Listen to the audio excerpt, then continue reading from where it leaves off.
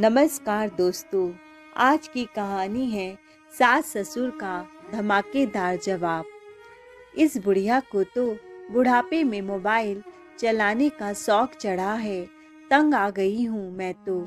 जब से मोबाइल की बीमारी लगी है तब से घर का कुछ देखती नहीं है। जवानी के शौक बुढ़ापे में पूरा कर रही है और मेरा सर दर्द बन गई है। क्या करूँ मैं, कुछ समझ नहीं आ रहा है।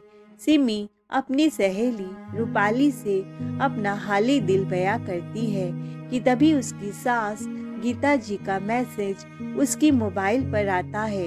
बहू, बाहर दरवाजे पर दूध वाला आया है, आकर दूध ले लो। मैसेज पढ़ते ही सिमी अपनी पड़ोसी से कहती है, देखा, हॉल में बैठी है बुढ़िया, लेकिन उठकर दरवाजा भी नहीं खोल सकती। हाथ से मोबाइल एक सेकंड के लिए भी छूटता नहीं है। हम यंग लोगों से ज्यादा तो ये बूढ़े लोग मोबाइल में घुसे हैं। हम सब तो झूठे ही बदनाम हैं। सिमी उठकर दूध लेने आती है तो देखती है उसकी सास मोबाइल पर बिजी है। देखते ही सिमी आग बबूला हो जाती है। फिर दूध लेते हुए अपनी सास पर ताने कसते हुए कहती है, ये कोई उम्र है मोबाइल चलाने का? दिन भर मोबाइल लेकर बैठी रहती हो और किसी काम से कोई मतलब नहीं है। गीता जी अपनी बहू सिमी से कहती हैं, बहू, तुम्ही से यह सब सीखा है। तुम भी तो पूरे दिन मोबाइल पर लगी रहती हो। मैं तो तुमसे कुछ नहीं कहती। इतना सुनते ही सिमी अपनी सास पर चिल्लाते हुए कहती है, मैं आपकी तरह फालतू टाइम पास नहीं करती मोबाइल पर। मैं काम करती हूँ, पैसे कमाती हूँ, अपने पैरों पर खड़ी हूँ। मेरे साथ अपना कंपेयर मत करो। स्मार्टफोन लेने और चलाने से कुछ नहीं होता। कुछ कमा कर दिखाओ तो माने। दरअसल एक दिन गीता जी सुबह के 6 बजे रोजाना की तरह अपने बगल के पार्क में सैर करने के लिए घर से बाहर निकल गई। जैसे ही पार्क में पहुंची तो देखा उनकी पड़ोसी सुषमा जी वहां पहले से ही वॉक कर रही थी। और गीता, क्या हाल चाल है तेरा? नई नई बहू आई है तो सब कैसा चल रहा है? गीता जी को आते थे सुषमा जी ने पूछा तो गीता जी मायूसी भरे स्वर में बोली, ठीक ही चल रहा है। मतलब सब बढ़िया नहीं चल रहा है? नहीं सुषमा, आजकल की बहुओं को तो केवल अपने से मतलब है। आते ही अपने कमरे में अपनी सहेलियों और अपने मोबाइल से ही बस मतलब रह गया है। उसे अपने आत्मिक जीवन से फुर्सत ही कहाँ है। सुषमा जी गीता जी से कहती हैं, गीता, आज के जमाने में बहुओं को बहू या बेटी मत समझो, उनकी दोस्त बनने की कोशिश करो। तभी सुषमा जी ने अपनी घड़ी को एक तरफ नजर डाली। अरे बाप रे, आज तो मुझे स्कूल जल्दी जाना था। अच्छा गीता, मैं चलती हूँ, कल मिलते हैं। ऐसा कहकर सुषमा जी तेजी से अपने घर की ओर चली गई। थोड़ी देर सैर करके गीता जी भी अपने घर वापस लौट आई तो देखा उनके पति राघव जी चाय का इंतजार कर रहे हैं। गीता जी सीधे रसोई घर में गई और चाय बनाकर ले आई। राघव जी चाय पी लेने के बाद अपनी दुकान पर जाने के लिए नहा धोकर तैयार हो गए। उसी समय उनकी पत्नी गीता जी नाश्ता बनाकर डाइनिंग टेबल पर ले आई। तभी उनका बेटा संजय भी अपने ऑफिस जाने के लिए अपने कमरे से तैयार होकर डाइनिंग टेबल पर आ गया। गीता जी दोनों को नाश्ता परोसते हुए अपने बेटे से कहती हैं, संजय, 9:30 बजने को आए हैं और तुम्हारी बीबी अभी तक नहीं उठी। सूरज सर पर आ गया है, आज उठने का इरादा नहीं है क्या? संजय बोला, अरे माँ, आपको मालूम तो है आजकल की लड़कियां रात को मोबाइल देखने में इतनी व्यस्त होती हैं कि उन्हें समय का पता ही नहीं चलता। रात को 2-3 बजे तक फोन के साथ ही चिपकी रहती हैं। रात को देर से सोएंगी तो सुबह नींद कैसे खुलेगी? राघव जी बोले, कोई बात नहीं बेटा, अपने काम का ही कुछ कर रही होगी। नाश्ता करते हुए राघव जी बोले, अच्छा गीता, तुम्हारे घर का काम हो जाए तो जरा बैंक जाकर ये कुछ पैसे जमा कर आना और साथ ही बिजली का बिल भी भर देना, नहीं तो पिछली बार की तरह 300 रुपए का जुर्माना पड़ जाएगा। राघव जी ने कहा तो गीता जी बोली, अरे हाँ, 300 रुपए से याद आया, आज सुबह जब मैं सैर पर गई थी तो सब्जियां लेने के लिए पैसे नहीं ले गई थी। वहीं सुषमा भी सब्जियां ले रही थी तो उसने ही मेरी सब्जियों का पैसा अपने मोबाइल से 300 रुपए की ऑनलाइन पेमेंट की थी। उसे भी वो पैसे लौटाने हैं। ठीक है, लौटा देना। नाश्ता करने के बाद राघव जी अपने दुकान के लिए निकल गए और उनका बेटा संजय भी नाश्ता खत्म करके अपने ऑफिस के लिए निकल गया। गीता जी बेटे और पति के ऑफिस निकल जाने के बाद अपने लिए चाय नाश्ता लेकर जैसे ही डाइनिंग टेबल पर बैठती हैं तो तभी उनकी बहू सिमी अपने कमरे से बाहर आई। उसे देखते ही गीता जी ने एक प्यारी सी मुस्कान के साथ कहा, गुड मॉर्निंग बेटा। लेकिन उनकी बहू ने कोई जवाब नहीं दिया। कानों में ईयरफोन्स जो लगे थे। फ्रिज से पानी की बोतल निकालकर वो गीता जी के पास रखी चेयर पर बैठ गई और मोबाइल में कुछ देखते हुए पानी पीने लगी। मोबाइल में लगातार नोटिफिकेशन आ रहे थे और सिमी पूरी तरह से उसी में खोई हुई थी। तभी गीता जी बोली, सिमी बेटा, ब्रेड पकौड़ी खाओगी क्या? तो सिमी ने बड़ी मुश्किल से मोबाइल से नजर हटाई और कानों से ईयरफोन निकालते हुए बोला, क्या कहा मम्मी जी? मैंने पूछा, ब्रेड पकौड़ा खाओगी क्या बेटा? नहीं मम्मी जी, कहते हुए सिमी फिर से मोबाइल में व्यस्त हो गई। गीता जी अपना सारा काम खत्म करके सुषमा जी को उनके पैसे लौटाने उनके घर चली गई। तो सुषमा जी बोली, गीता, तुम भी पैसे ऑनलाइन ट्रांसफर करना सीख लो, यह तो आजकल की जरूरत बन गई है। पहले मुझे छोटे छोटे काम के लिए खुद जाना पड़ता था, बहुत समय खराब हो जाता था। अब देख, कोई भी बिल भरना हो या बैंक का कोई भी काम हो, चुटकियों में हो जाता है। सुषमा जी ने कहा। तो गीता जी बोली, अरे नहीं, मैं तो अपनी पासबुक और चेक बुक के साथ बहुत खुश हूँ। इसी बहाने थोड़ी देर बाहर भी घूम लेती हूँ। मैं गाने जाने में ही अच्छी भली सैर हो जाती है। गीता जी की इस बात पर सुषमा जी चुटकी लेते हुए बोली, चल झूठी, मुझे तो लगता है कि बैंक के बाहर पानी पूरी का जो ठेला है, तुझे उसके पानी पूरी ज्यादा भा गई है। सुषमा की इस बात पर गीता जी हंसते हुए बोली, उम्र हो गई है लेकिन मजाक करने की आदत नहीं गई तेरी। तो सुषमा जी ठहाके लगाकर हंसने लगी। थोड़ी देर बैठकर चाय पीते हुए दोनों ने कुछ गपशप की और फिर गीता जी वापस अपने घर लौटी। तब तक शाम के 6 बज चुके थे। घर आई तो देखा उनकी बहू कहीं बाहर घूमने के लिए तैयार थी। वो बहू से कुछ पूछती हैं, तब तक बहू घर से निकल गई, ये बोलते हुए कि मम्मी जी, मैं आती हूँ।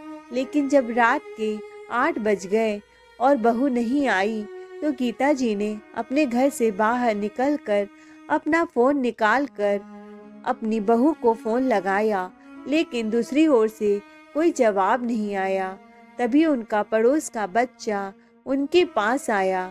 गीता जी को परेशान देखकर 15 वर्ष का पिंटू बोला, क्या हुआ काकी, आप परेशान क्यों हैं? तो गीता जी बोली, अरे बेटा, मैं कब से तुम्हारी भाभी को फोन कर रही हूँ, लेकिन वह कोई जवाब नहीं दे रही है, ना तो यह कुछ बता कर गई, और फोन कर रही हूँ तो तब भी नहीं उठा रही है। अच्छा, तो यह बात है, पिंटू मुस्कुराते हुए बोला और फिर उसने अपनी जेब में से मोबाइल निकाला।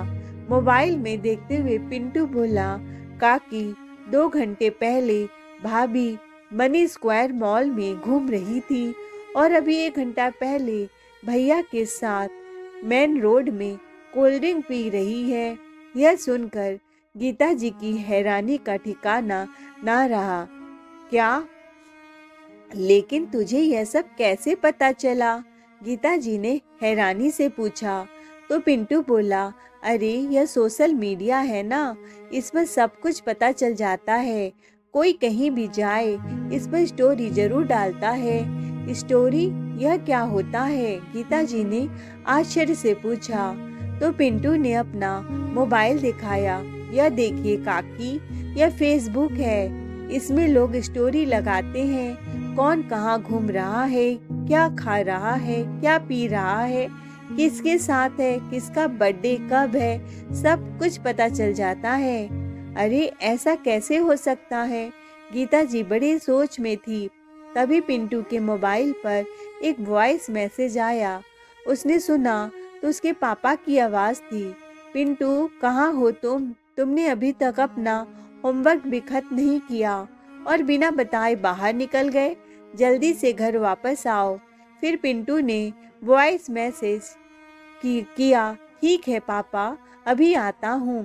पिंटू उसी समय चला गया, लेकिन गीता जी अभी तक हैरान खड़ी थी। थोड़ी देर में संजय और सिमी घर वापस आ गए और उसी समय राघव जी भी अपनी दुकान से घर आ गए।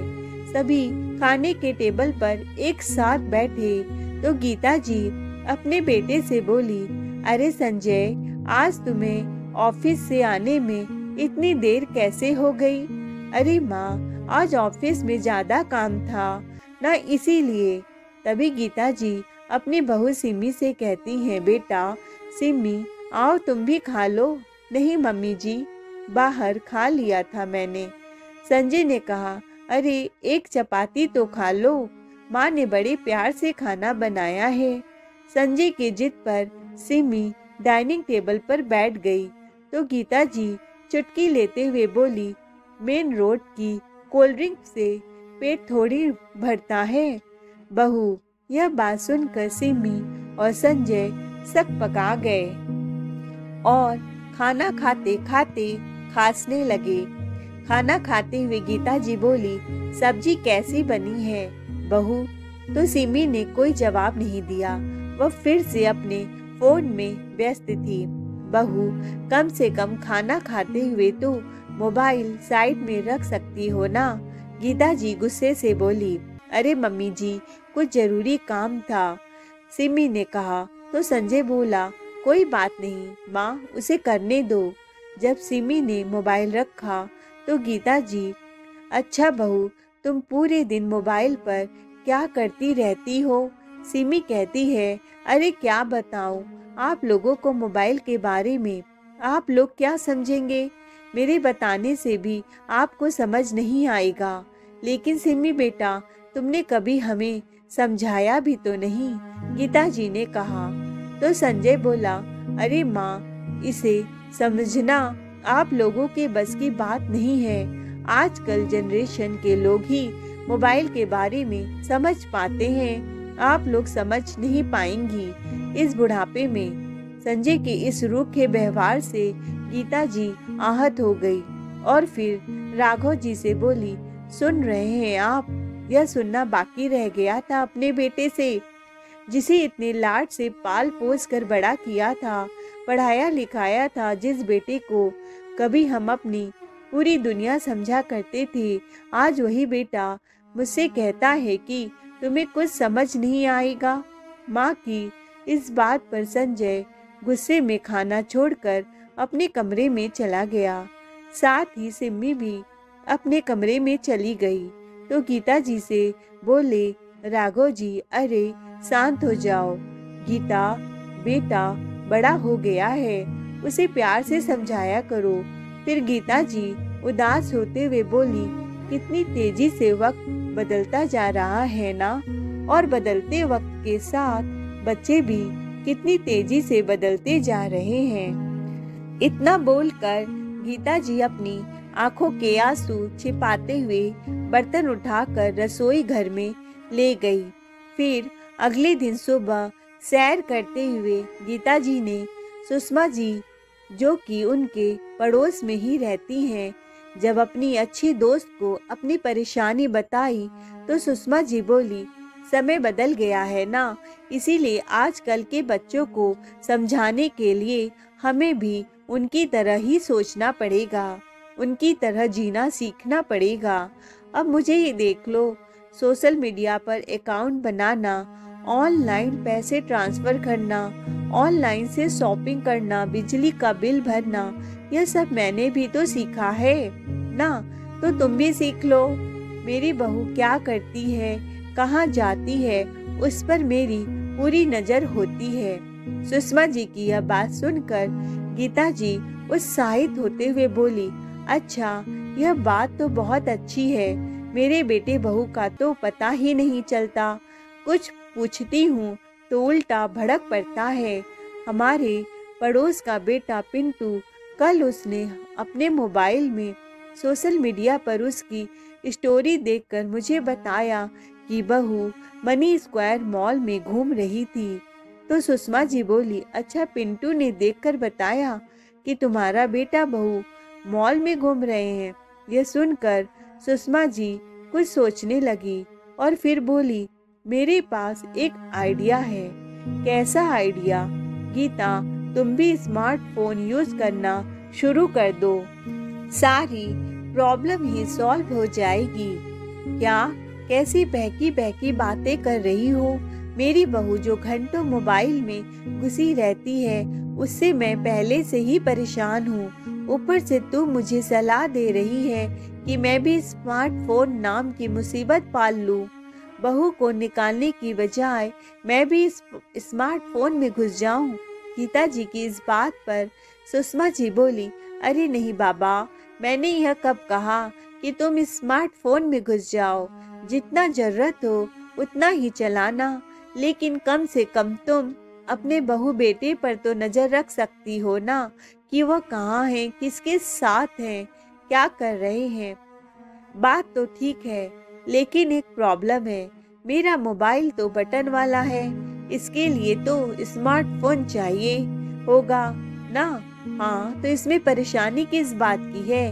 बाजार से जाकर एक स्मार्टफोन खरीद लेते हैं, सुषमा जी ने कहा। तो गीता जी बोली, ठीक है, आज शाम को ही चलते हैं। शाम को जाकर दोनों एक स्मार्टफोन खरीद कर ले आए। लेकिन अब दिक्कत यह थी कि गीता जी को स्मार्टफोन चलाना नहीं आता था और बेटा बहू तो अपनी ही दुनिया में मस्त थे। इसीलिए उन्होंने अपने पड़ोस के बेटे पिंटू को आवाज लगाई और स्मार्टफोन कैसे चलाते हैं उससे सीखना शुरू किया। उसकी मदद से पिंटू ने गीता जी का फेसबुक पर आईडी बना दी। पोस्ट कैसे डालनी है, अपडेट कैसे चेक करने हैं, यह सब सिखाया। फिर रात में जब गीता जी बैठी अपना मोबाइल चला रही थी तो बेटे ने पूछा, माँ, ये किसका मोबाइल है? गीता जी ने कहा, मेरा फोन है। अच्छा, आपको स्मार्टफोन यूज करना भी आता है? उनकी बहू सिमी ताना मारते हुए बोली। तो गीता जी ने अपने मोबाइल पर उंगलियां चलाते हुए अपने बेटे बहू से कहा, अब अपना फेसबुक चेक करो। उनका बेटा बहू उनकी फेसबुक आईडी देखकर हैरान हो गए। राघव जी बोली, वाह, क्या बात है। तभी गीता जी की नज़र अपने पति पर गई। अपने पति से बोली, आज आपने नया कुर्ता पैजामा पहना है ना, बहुत स्मार्ट दिख रहे हो। चलिए आपकी फिर एक फोटो हो जाए। लाइए माँ, आप साथ खड़े हो जाइए, मैं आप दोनों की फोटो लेता हूँ। ऐसा कहते हुए जैसे ही संजय उनकी फोटो लेने लगा तो गीता जी ने कहा, अरे बेटा, हम दोनों की नहीं, चारों की फोटो लेंगे। वो क्या कहते हैं, उसे सेल्फी लेते हैं। तो संजय ने मुस्कुराते हुए अपने पूरे परिवार के साथ एक सेल्फी ली और गीता जी ने उसे फेसबुक पर पोस्ट कर दिया। ये सब देखकर सिमी को जैसे झटका सा लग रहा था। मन ही मन सोच रही थी कि बुढ़ापे में स्मार्टफोन चलाने का बुढ़िया को बहुत शौक चढ़ा है। अगली सुबह पार्क में सैर करते हुए गीता जी बोली, सुषमा, तुम्हारा आइडिया तो काम कर रहा है। अच्छा, क्या हुआ? सुषमा जी ने कहा। तो गीता जी ने कहा, देखो तो कल ही कि हमारी फोटो पर मेरे बेटे बहू ने भी लाइक किया है। वाह, क्या बात है सुषमा जी ने कहा। तो गीता जी बोली, थैंक यू सुषमा। अच्छा, अब चलती हूँ। घर पर सिमी और संजय बाहर जाने का प्लान बना रहे थे कि तभी संजय के मोबाइल पर एक मैसेज आया जिसमें लिखा था, बेटा तुम दोनों का काम हो गया हो तो हॉल में आ जाना। मैंने हम सब के लिए मैगी नूडल्स बनाया है, इसीलिए कहीं बाहर मत जाना। आज एक साथ बैठकर नूडल्स का मजा लेंगे। यह देखकर संजय के चेहरे पर एक मुस्कान आ गई, पर सिमी मुंह बना लेती है। और फिर संजय ने मैसेज किया, ठीक है माँ, हम नहीं जाएंगे। सभी ने एक साथ बैठकर नूडल्स खाएं। तो राघव जी बोले, गीता तुम्हारे हाथों में तो जादू है। नूडल्स तो बहुत टेस्टी बनी है। अब कुछ मीठा भी हो जाए तो मजा ही आ जाए। तो गीता जी बोली, लो, इसमें कौन सी बड़ी बात है, जाकर जलेबी लेकर आइए। उनकी यह बात सुनकर संजय बोला, लेकिन माँ, लेकर क्यों आना, घर बैठे ही सब कुछ आ जाएगा। अब आपने स्मार्टफोन चलाना सीख ही लिया है तो बाहर से खाना ऑर्डर करना भी सीख लो। यह सुनकर गीता जी हैरान थी। लेकिन कैसे? गीता जी ने पूछा। तो संजय बोला, मैं आपको बताता हूँ। संजय ने उनका मोबाइल लेकर उन्हें खाना ऑर्डर करना सिखाया। तभी सिमी हंसते हुए बोली, बस यही बाकी रह गया था। अब कल से घर में खाना नहीं बनेगा, सब ऑनलाइन ऑर्डर होगा। अगले दिन सुषमा जी का फोन आया और बोली, गीता पार्क में आ जाओ, बाकी सब चलाना तो तुम सीख ही चुकी हो। तो आज तुम्हारा फेसबुक अकाउंट पर पेज बनाकर एक अच्छे से नाम के साथ शुरुआत करना सिखाती हूँ। फिर सुषमा जी ने गीता की दुनिया के नाम से एक फेसबुक पेज बना दिया और समझाया कि अब से तुम इसी पेज पर फोटो डालना। अच्छा, ठीक है। ऐसा कहकर गीता जी वापस जब अपने घर को आ रही थी तो उन्होंने देखा कि पिंटू मोबाइल के सामने डांस कर रहा है। तो पूछने लगी, बेटा यह तुम क्या कर रहे हो? तो पिंटू बोला, काकी मैं तो रील्स बना रहा हूँ। यह क्या होता है? गीता जी ने पूछा। तो पिंटू हंसने लगा। उसने रील्स के बारे में गीता जी को बताया। फिर पिंटू ने कहा, काकी आप भी मेरे साथ डांस करो, आपकी भी रील बना देता हूँ। लेकिन गीता जी बोली, अरे नहीं बेटा, मुझे डांस करना नहीं आता। हाँ, मैं गाना अच्छा गा सकती हूँ। क्या इस रील में गाना गाया जा सकता है? हाँ काकी, क्यों नहीं। फिर पिंटू ने गीता जी को गाना गाकर रील बनाना सिखा दिया और उनका पहला गाना भी अपलोड कर दिया। गीता जी को लोकगीत, भजन गीत, भोजपुरी गाना बहुत पसंद था, इसीलिए वो यही सब गीत गाकर अपलोड करती। उनके गाने को कुछ लोगों ने पसंद किया तो गीता जी ने दिन में और 2-3 गाने पोस्ट करने लगी। इधर जब सिमी ने गीता जी की यह वीडियो देखी तो उसे मन ही मन बहुत गुस्सा आने लगा। उसने सोचा कि आज तो इस बुढ़िया के पर कटवाने ही पड़ेंगे। पूरा दिन बस मोबाइल लेकर बैठी रहती है, एक पार्सल भी उठकर नहीं ले सकती। आज आने तो दो इसके बेटे को, फिर क्या था। 2 दिन बाद संजय के दोस्त उससे मिलने घर आए। थोड़ी देर बातचीत करके जैसे वो जाने लगी तो गीता जी को देखकर संजय के एक दोस्त ने कहा, अरे आंटी, हम सब आपकी रील्स देखते हैं, क्या गाना गाती हो आप, बिल्कुल किसी सिंगर की तरह। पेज का नाम भी आपने बहुत अच्छा रखा है, गीता की दुनिया। बहुत बढ़िया आंटी। संजय के दोस्तों ने खूब तारीफ की तो संजय अपने माँ को घूर घूर कर देखने लगा। अंदर ही अंदर उसे शर्मिंदगी महसूस हो रही थी। दोस्तों के जाने के बाद जब संजय अंदर आया तो गीता जी खुशी से बोली, अरे मुझे तो पता ही नहीं था कि रील्स कैसे बनती है।